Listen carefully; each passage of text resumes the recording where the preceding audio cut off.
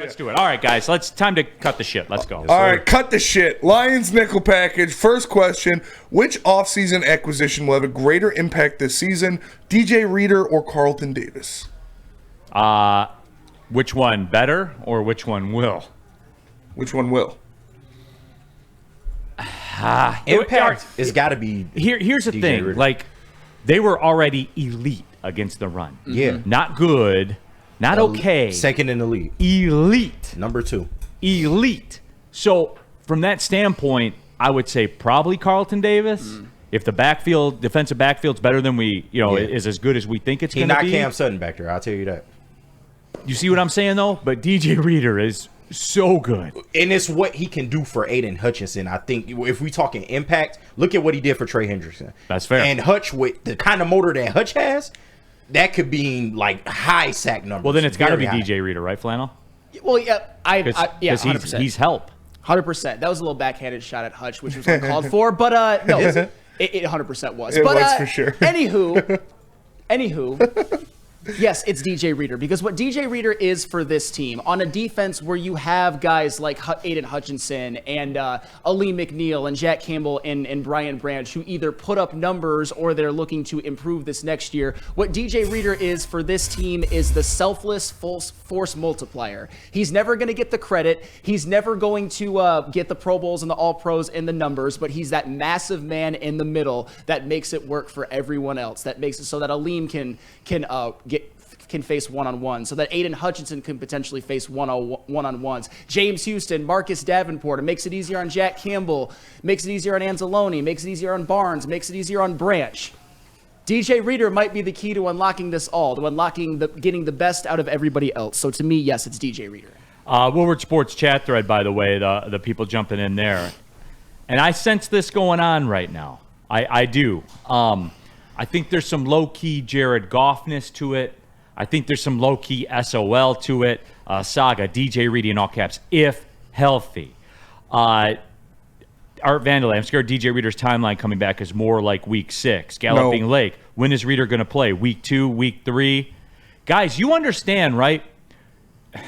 Again, I have to break down market economics with everybody. Do you know why you got DJ Reader for the money you got DJ Reader? Somewhat depreciated, yeah. Because he's refurbished. Yes. He's a refurbished. You check the MacBook. Carfax on him. Yeah, 100%. He's refurbished, dude. He's only guaranteed $7.4 million, and he can be gone. Yep. And I already told you what the value he could bring to this defense. I mean, he did it in Cincinnati. He'll do it in Detroit if he's healthy, if he plays his best with better personnel around him. All right, next question. We got to blow through these fast. What Lions acquisition will have a greater impact, Amik Robertson or Marcus Davenport? Amik Robertson, only because like Davenport's showing all the telltale signs of it's over. Sorry, man. I'm not saying it is over, but the arrows are pointing that way. Well, since we kind of got to blow through this, I agree that it's Amik as well. If you look at the last 4 seasons for Marcus Davenport, they are eerily similar, although I think that he's a better football player than the last 4 seasons of Romeo Okwara.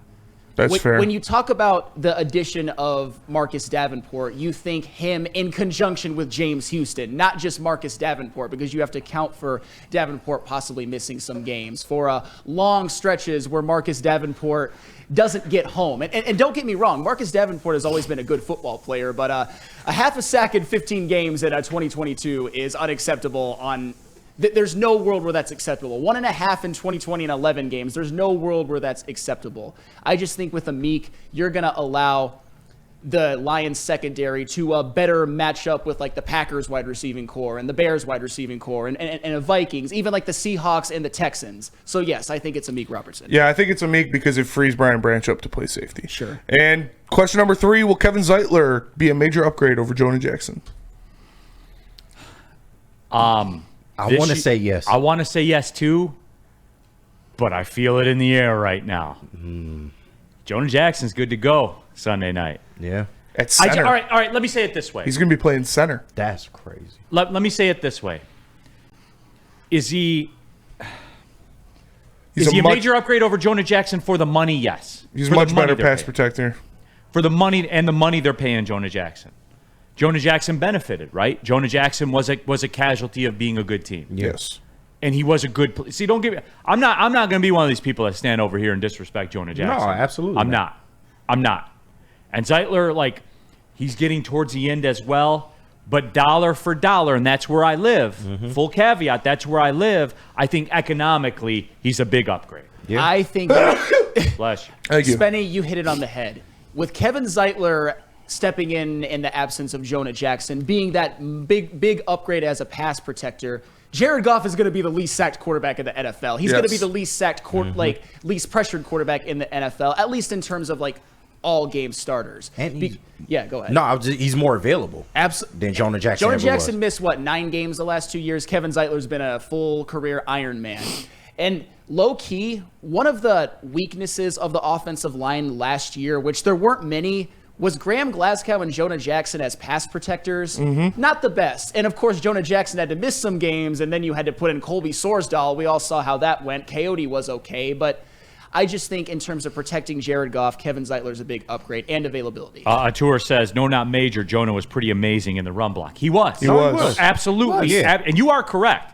Like, if we're running the ball exclusively, I'll listen to that. Yeah. I will 100% listen to that. That's fair. Dollar. See, guys, like, this isn't linear.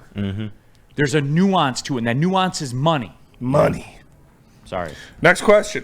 Will Jahmyr Gibbs lead all second-year players in rushing yards this season?